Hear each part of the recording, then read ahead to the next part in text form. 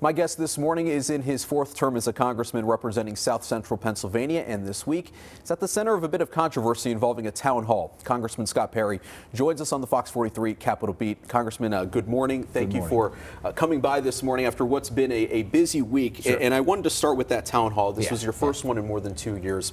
The limit was a little more than 200 people, 200 tickets sold. Why limit the format?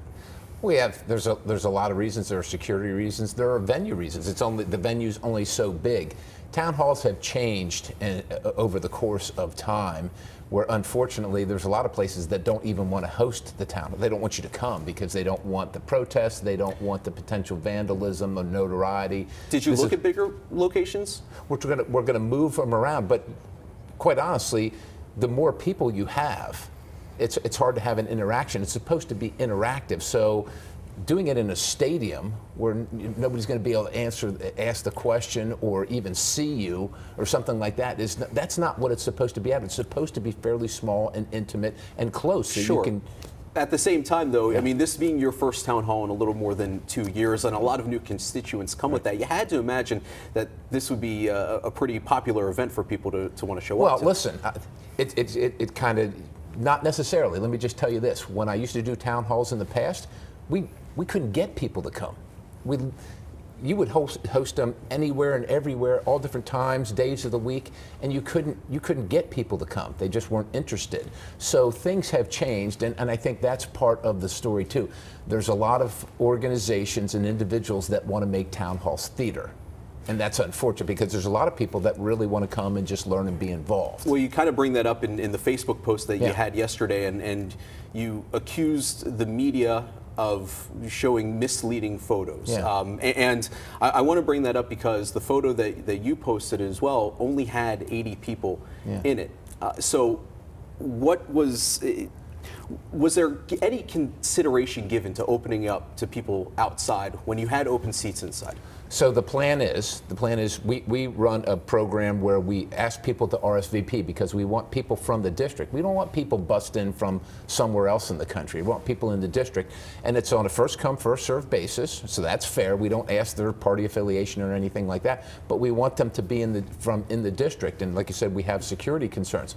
What the plan is to RSVP and then not show up, but show up to protest. What proof do you have of that? We have literally calls, letters, and interaction with individuals involved in or previously involved in these organizations that tell us that's what their plan is. Are you, because the groups have said that, listen, we asked a week ago. They sent letters out a week ago saying, we would like this to be at a bigger venue, so not to limit the people. Are you accusing them of lying? What I'm saying is that we plan well in advance for these things, and so you can't just change the venue at the last minute.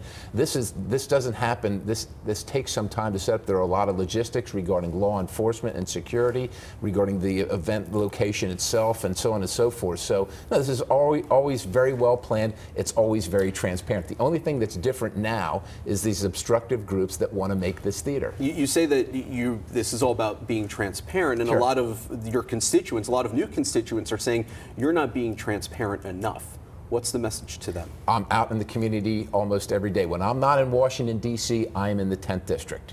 Just know that. When I'm not in Washington, D.C., I'm in the 10th district. So I'm very accessible. People call if they want an appointment. A town hall is just one way of seeing your representative, but you can come into the office, you meet staff or me if you need to, and we'll address your issue. Why not, if people are outside saying, listen, we want to get in, why not do away with the ticket process and have your IDs out there? That's proof that people are from the district. If that's the main concern, keeping it to people from the district, why not just have the IDs? That's one of the concerns, but there are also security concerns. I had a town hall scheduled right after.